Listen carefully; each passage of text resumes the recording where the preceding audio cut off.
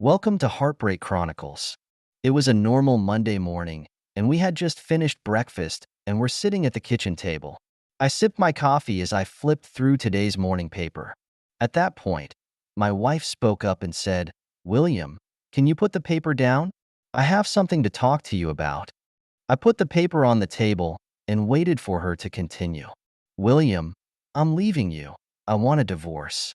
Amanda said, "Is that all?" I asked, while picking up the paper and flipping to the sports section. "I'm serious, William," she insisted. I chose to ignore her words, which obviously annoyed her even more. "Damn it, William. Put down the damn paper and talk to me properly about this. I don't have anything to say except goodbye, which isn't much of a loss anyway, and you've been nothing at all as a wife for the past year, so go away." I put down the paper and stood up to walk to the study, grabbed a notebook and a pen from the desk and an envelope from the drawer, then returned to the kitchen table. I wrote on the first page of my notebook, "Dear Kevin, thank you. Thank you. Thank you so much. Thank God she's finally leaving me." Just as I was about to put the note in the envelope, something occurred to me. I pulled out one of the lottery tickets I bought last night and put it in the envelope as well, then added, "Maybe if you win the lottery, that's enough money to satisfy someone who's seeing things differently, so she won't cheat on someone else. Good luck, man. You're gonna need it." I sign off, ever grateful, William. I folded the note and put it in an envelope, sealed and addressed it, and handed it to Amanda. "Give this to him when you see him." She took the envelope, shock written all over her face. "Just because you think I don't know anything doesn't mean I really don't know anything," I said. After a moment's thought, I took the envelope back from her. "Maybe it would be better if I just mailed it myself. I can't believe you're going to be a good boy and give it to him instead of secretly opening it up and reading it before throwing it away. Now it's time for you to go and pack up your things and get out of my life as soon as you can." "I'm not going anywhere," she said, "and I'm not moving out so you can move your lover in." Looking at her stubborn look, a sudden rush of unspoken emotions welled up inside me. The woman who had once haunted me seemed so strange to me at the moment. All those bits and pieces of experience together, all those vows that I once thought would last forever, all became so ridiculous at this moment. I stood up, poured the rest of my coffee into the accompanying cup, and got ready for work. Before I left, I took one last look at her. The image that had once been so perfect in my mind was now in tatters. Without another word, I turned toward the door, the sound of her sobbing coming from behind me, but the sound never touched my heartstrings again. The marriage, like a well-woven lie, finally drew to a close on this mundane Monday morning. I, on the other hand, chose to say goodbye to this false fairy tale in the calmest way possible. I knew that life was going to go in a whole new direction starting today, and that change started with this seemingly normal morning. The moment I stepped out of the house, I took a deep breath of the slightly cool morning air. The sky was still so blue, the clouds were still so white, and everything was so familiar, yet it seemed all different. I know that this is not the end, but the beginning of a new life. Life is always like that. When one door closes, there is always another window that opens quietly. On the walk to the car, my mind had already begun to work out what I was going to do next. I need to protect my interests and need to take a number of steps to ensure that I am not on the receiving end of this coming storm. But at the moment, I was surprisingly calm, as if I had expected this to happen, or perhaps I had been well prepared for this moment. On the way to the office, I stopped at the bank first. As someone who is used to preparing for the worst, I had anticipated this day. I quickly closed our joint account, emptied the contents of the safe deposit box, and opened a new personal account at another bank closer to the office. Immediately afterward, I called and canceled all of my co-branded credit cards and arranged for new personal cards to be issued. Over the years, I've been preparing for this day as if I were playing a carefully planned game of chess. Every step must be accurate and every detail must not be overlooked. After taking care of that, I started to focus on my day job. It wasn't until the evening that I realized I hadn't eaten lunch all day. I asked Sarah, my administrative assistant, to meet me for dinner and mentioned in passing that I was back on the singles market and could be introduced to her sister if she was still interested. Sarah laughed and said, "Screw her sister, since you're single now. I guess I should be first in line." Sarah has been my secretary since 10 years ago, and because of her outstanding performance, I promoted her to my assistant 4 years ago and then to administrative assistant 2 years ago. I remember one Sunday backyard barbecue where I invited Sarah, but she politely declined because her sister was visiting from out of town. I suggested she bring her sister along. Emily was a hot blonde, and on Monday Sarah laughed and told me that Emily had fallen in love with me at first sight. I just laughed and said that I mustn't let Amanda know. She can be inexplicably jealous sometimes. Now Sarah says she has a crush on me, and I never thought she'd feel that way. "Well," I said, half jokingly, "then Emily will have to come in second place and you're first." "I'm not kidding at all, boss. I'm serious." "Sarah, you might not think so when you hear my terms." "On what terms?" "She wants a divorce, so I'm going to leave everything up to her and her lover, and I have absolutely no idea what their plans are." "Her lover?" Sarah asked in surprise. "She really cheated?" "Yeah, it started about a year and a half ago, and I think she finally decided that the once-in-a-day's rendezvous wasn't enough anymore. So she wanted to develop that relationship full-time." "How long have you known?" "A year and a half, and I've known it almost from the beginning." "How did you find out?" "A friend called me when he saw her enter a motel with a man, and I hired a private investigator to follow her for a week and got all the information I needed." "A year and a half and you've done nothing?" Sarah asked incredulously. "What can I do? Get mad and turn my life upside down?" "In a state where divorce is a no-fault system and all property is split in half, I have to sell the house and split the money with her, lose my pool, hot tub, carpentry shop, and three-car garage, and move into an apartment somewhere? No thanks. I've decided to just ignore it and let her continue to cook for me, do my laundry, and clean the house." "How could you live with her when you knew she was cheating on you?" Sarah asked, frowning. "You'd be surprised how quickly love can turn to hate and how quickly hate can turn to indifference." I said softly, "I don't believe a man as fit as you can go a year and a half without touching a woman." "Who said I was abstinent?" I asked rhetorically with a raised eyebrow. I accepted Amanda as long as she wanted, although the frequency did decrease a bit, and I knew I wouldn't touch her on the days she was with him, other than that the only thing that has changed is that I don't have sex anymore, but just sex. Sarah was silent for a moment, then asked, "Do you know why she did it?" "I don't know, but Kevin might not be the first." "You think she has others?" "I can't say for sure, but in our 10 years of marriage, I can remember her having 4 similar mood swings like she's been having with Kevin for the past year and a half. It's just a guess on my part, but I'd almost bet the other times were for the same reason, and if I hadn't been seen and told about it, I probably would have dismissed her most recent behavior as just another one of those women's mood cycles. And maybe I wanted to be wrong, but it doesn't matter anymore. I know exactly what happened this time, and that's enough for me to realize she's a betrayer." "What are you going to do next?" "Wait. Wait for what?" "Waiting to see what she plans to do next. I've emptied the bank account, canceled her credit cards, and told her to get out of the house. She wants a divorce, so I've decided to give her the initiative, but she doesn't make enough to make ends meet to pay for a lawyer. She'll need to get the money for a lawyer from Kevin.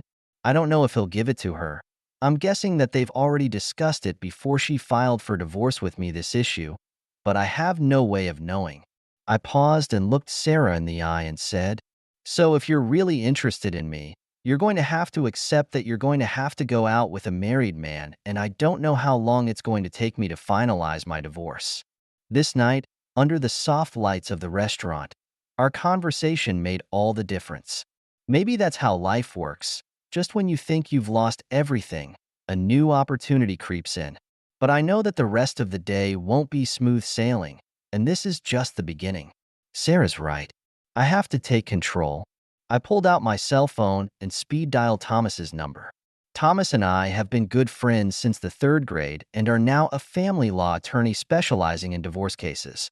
When he picked up the phone, I made my intentions clear straight away. I need your legal services. Then, after briefly explaining the current situation, even though Thomas and his wife Jessica are both friends of ours and they both like Amanda, he expressed his sympathy and promised to get on top of it as soon as he got to the office the next day.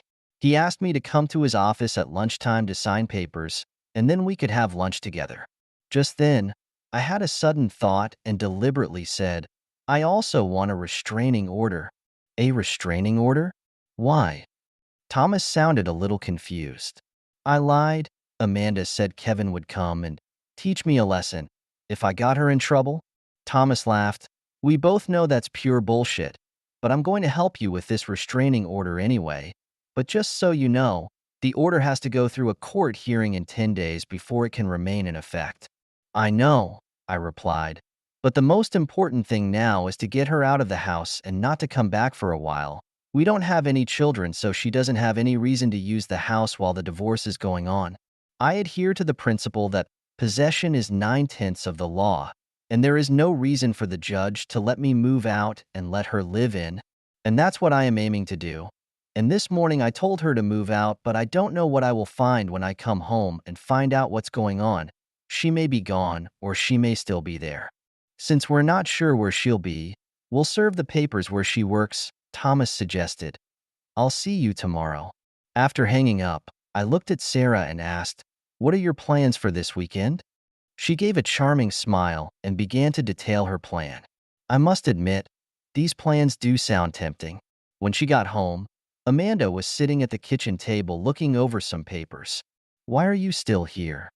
I asked as I walked towards the fridge to get a beer. This is my house too.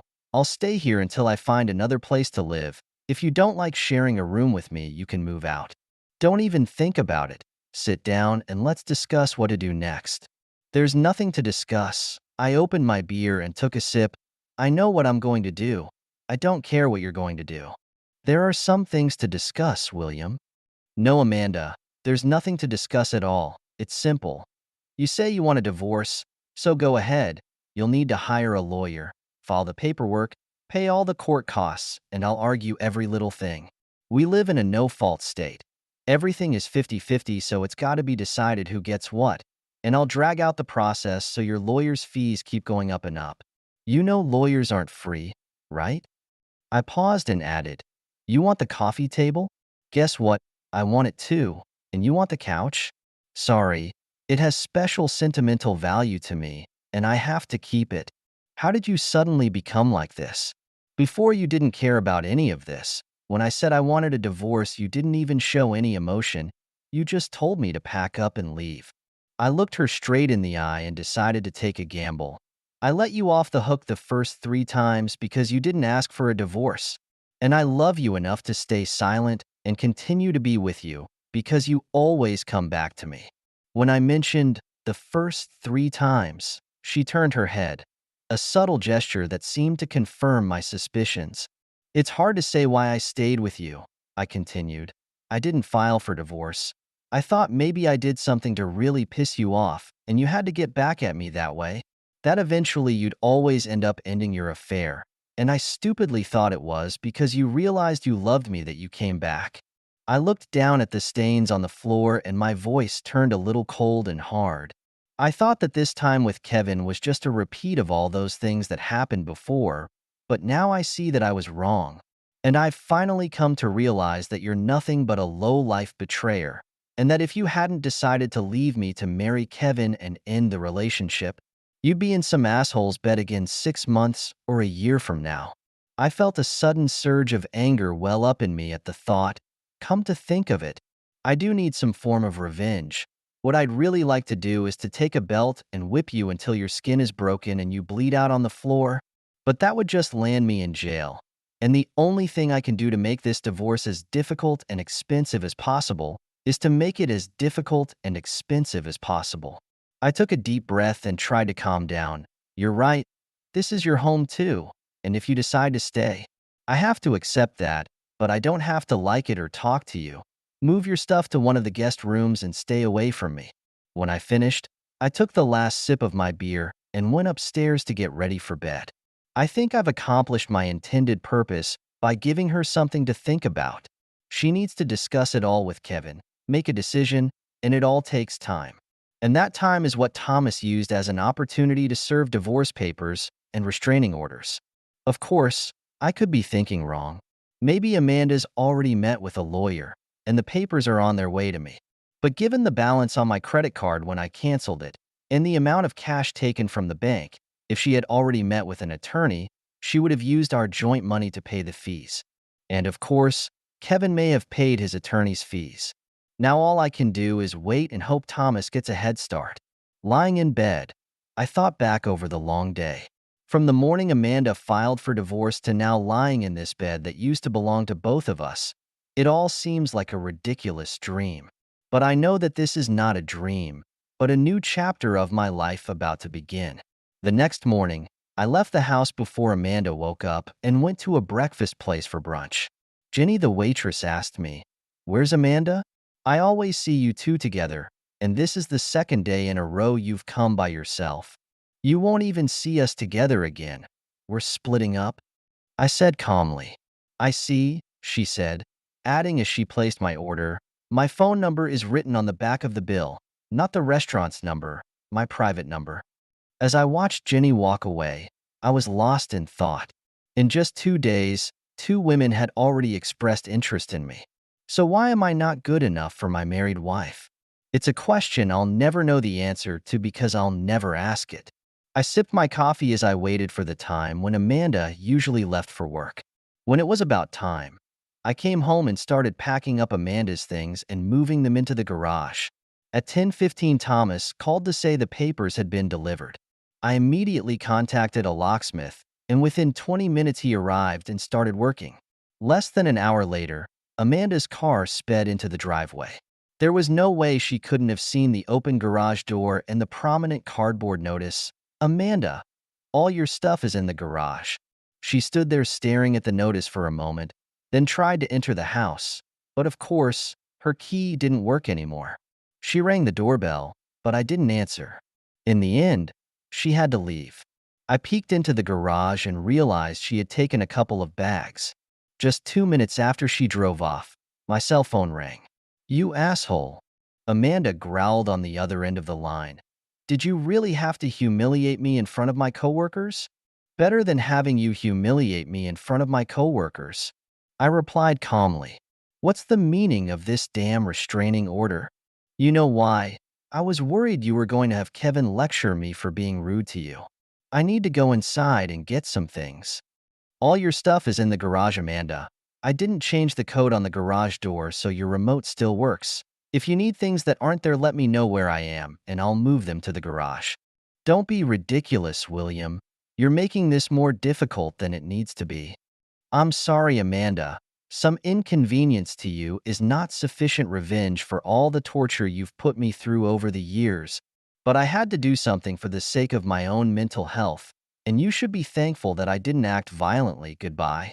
After hanging up, I started calling people on the list. Most people were shocked by the news of Amanda's cheating, but two people surprised me with their reactions. One says, "Finally got her, huh?"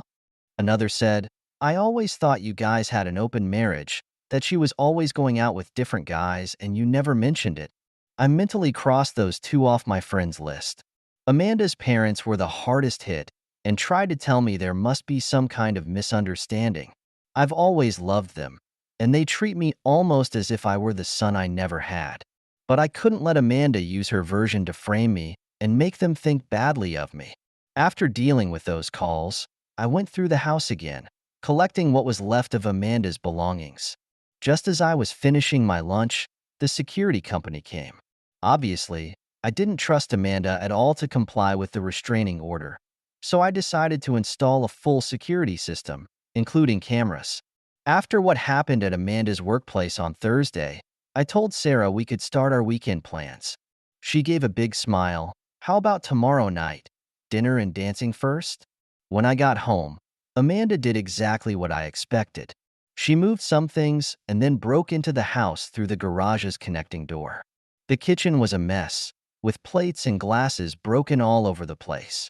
In the living room, several table lamps were broken. But what brought a smile to my face was seeing her drag all my clothes out of the closet, pile them on the floor, and pee on them. All of this was captured on video, which not only proved that she had violated the restraining order, but also exhibited malicious and destructive behavior. All of this will be compelling evidence at the restraining order hearing. I called Thomas and he contacted the police. They came, made statements, took pictures. The next day, Amanda was arrested at work, taken to jail to be photographed and fingerprinted, and then brought before a judge and charged with violating a restraining order and willful destruction of private property. To my surprise, the judge set a hearing date and allowed Amanda to be released on her own recognizance. Despite all the chaos, Sarah and I had a great date. We made another date for Saturday and had a great time that day as well. We enjoyed a nice picnic together on Sunday. At Monday's restraining order hearing, when the judge saw the footage from the security cameras, not only did he make the restraining order permanent, but he also ordered her to make restitution for all of the destroyed items, pay for the dry cleaning of my clothes, and pay for the cleaning of the bedroom. He gave her 10 days to respond or be jailed for contempt. Just to piss her off, I got the most expensive cleaning company to do the job. To my dismay, Amanda managed to raise the money and accomplish everything the judge asked. I didn't get to see her jailed for contempt. Sarah and I saw each other regularly over the next 2 weeks, but nothing happened except for some rather passionate kissing, as we both felt it was inappropriate while I was still married. However, our relationship is slowly moving in a serious direction. The divorce was finalized without delay, 6 months later. It's a standard no-fault divorce with all property divided equally. I refinanced my loan to buy Amanda's share of the house. I've been keeping money in my personal account for an anticipated anniversary trip around the world, and since she doesn't know the money exists, I haven't given her a dime. She also didn't know about the 2-time deposits I bought with my last 2 bonus checks in the safe deposit box. I also won a small victory. Amanda was awarded alimony for 2 years, or until she remarries, but in the amount of only $100 a week instead of the $500 she was trying to get.